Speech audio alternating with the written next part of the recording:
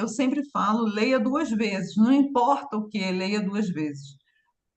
Você tem tempo para fazer as discursivas, assim, não é 10 minutos, entendeu? Eu acho que fica todo mundo muito com aquela coisa dos 10 minutos na cabeça, mas não é 10 minutos, você tem tempo para fazer.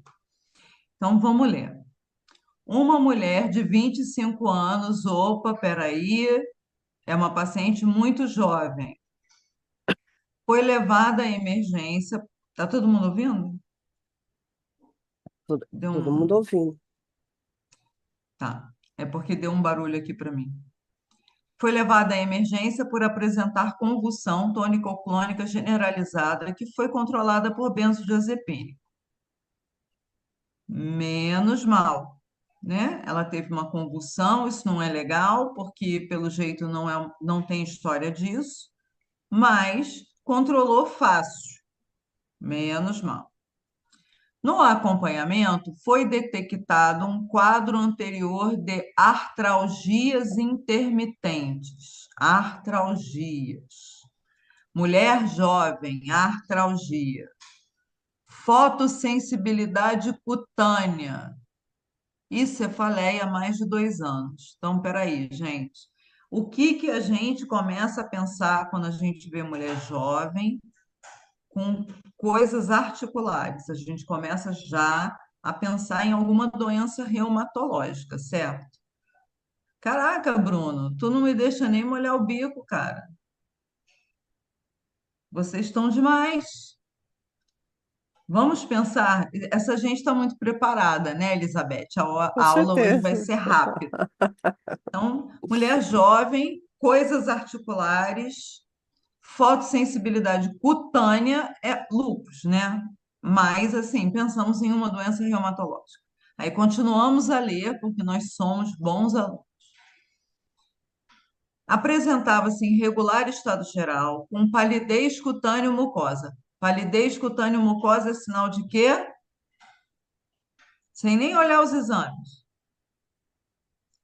Se tu pega a porra do exame físico, pessoal, e anemia, isso aí, meu amigo Jander, anemia. Palidez é sinal de anemia. Os exames neurológico e cardiorrespiratório foram normais, ou seja, ela não tinha nenhum déficit neurológico localizado, ela só convulsionou. Os resultados dos exames complementares solicitados mostraram anemia, que a gente já sabia, que a gente é espertão.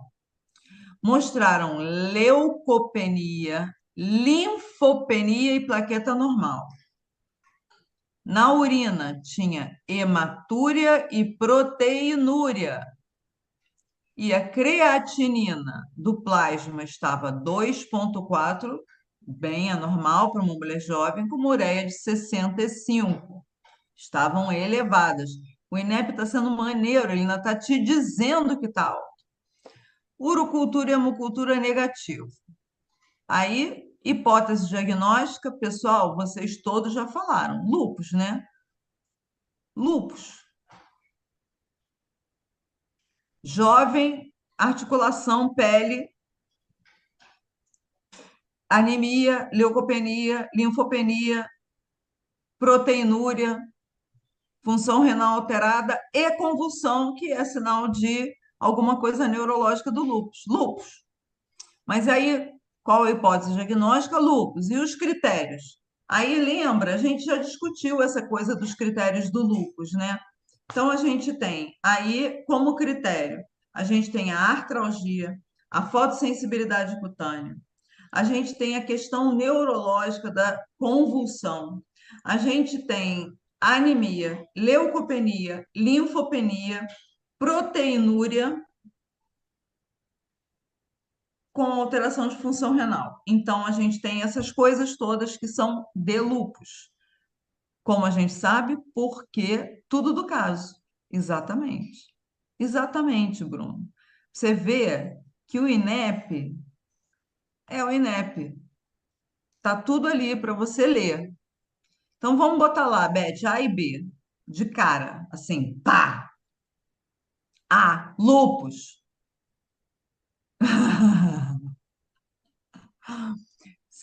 Daiane, 5 pontos sem precisar de nenhum recurso. Lúpus.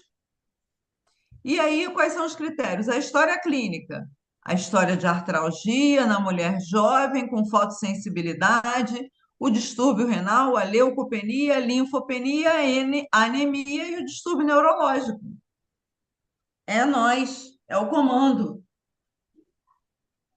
Vê da Vitória. Acertamos tudo. Respondemos tudo certo. Reza bem, Laís.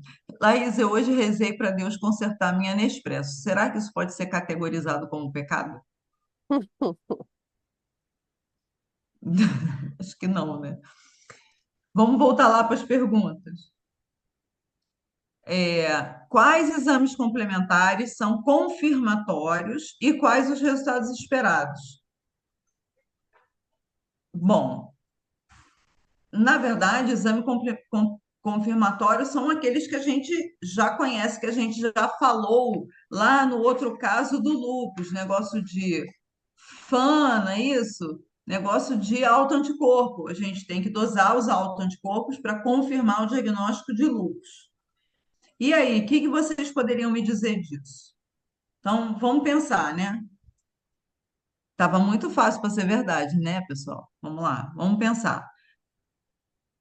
FAN, não é isso? Fator antinuclear, positivo, não é isso? O que mais? Anti-SM, boa. Anti-DNA de dupla hélice, boa. E que mais? Só faltam dois. Não. Anti-RO, não. Rafaela, para lúpus, não. Para lúpus é FAM, anti-SM e anti-DNA de C3 e C4. Isso aí, Rafaela. C3 e C4, que é porque o C3 e o C4 reduzidos são marcador de acometimento renal pelo lúpus.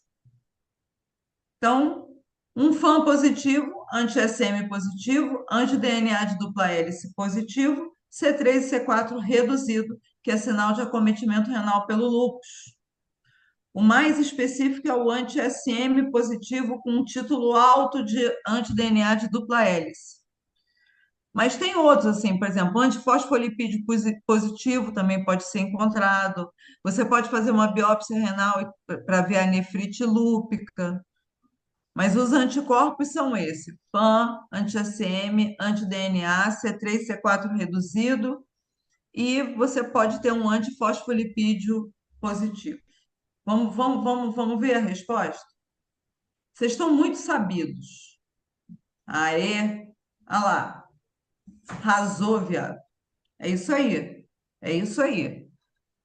A gente já estudou isso, né? Então, isso aí é matéria paga. Lembra que no final da outra aula que a gente discutiu lúpus, eu falei assim, bom, então, matéria paga, né? Não, é, agora é só cobrar, tá bom? É isso aí, matéria paga. E você vê que eles não estavam querendo nenhuma resposta extremamente elaborada, eles queriam o basicão, basicão, tá? Volta lá nas perguntas, Beth.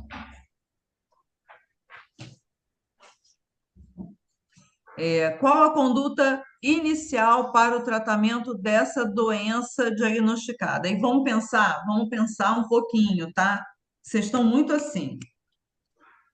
Toma cuidado com esse eu sei a resposta, para não papar mosca, tá?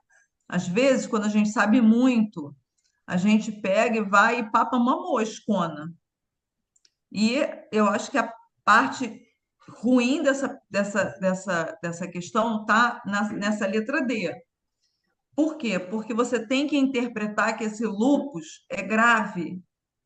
E ele é grave porque tem acometimento do sistema nervoso central e do sistema renal. Então, isso é um lúpus grave, porque ela está com a função renal comprometida e ela teve uma convulsão, ela tem um acometimento do sistema nervoso central. Então, o diagnóstico de um lúpus grave pressupõe um início de tratamento com corticoide em alta dose, de preferência uma pulsoterapia. tá certo? Pode associar outros agentes imunossupressores, mas o principal, pessoal, é corticoide, nesse caso, por causa do acometimento do sistema nervoso central. Corticoide. Então, principal é corticoide e se segue ciclofosfamida e micofenolato. Todas essas coisas, obviamente, tem que ter um preparo, você tem que descartar completamente que o paciente tem alguma coisa infecciosa associada. E antes de fazer pulsoterapia com corticoide, a gente faz remédio de verme, né? Você faz antiparasítico. Você faz uma limpeza geral no seu cliente, não é isso? Concordam? Discordam. Todo mundo falando hidroxicloroquina. Hidroxicloroquina não é de primeira escolha quando tem acometimento cerebral, tá? Então vamos ver a resposta? Tananana. E o gabarito que eles deram era o up to date, tá, pessoal? Olha que legal. Olha o INEP San INEP. O gabarito é o up to date. Isso é INEP San Exatamente. INEP. Então, acometimento grave com acometimento do sistema nervoso central ou renal, o tratamento inicial é baseado em terapia imunossupressora com corticosteroides em altas doses. Ou você faz corticoide muito ou faz pulsoterapia, mas geralmente é pulsoterapia, tá? Para você ter controle dessa doença mais rapidamente. Beleza? É isso, assim. Não tem muito que a gente discutir, porque nesse caso aí, o gabarito do INEP foi esse aí.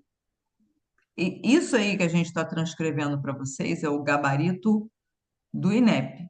Então, por exemplo, se vocês escrevessem, Jaqueline está falando um negócio interessante, se vocês escrevessem terapia imunossupressora com corticoide em altas doses, isoladamente ou em associação com outros agentes imunossupressores, sem nomear nenhum, provavelmente seria considerado correto.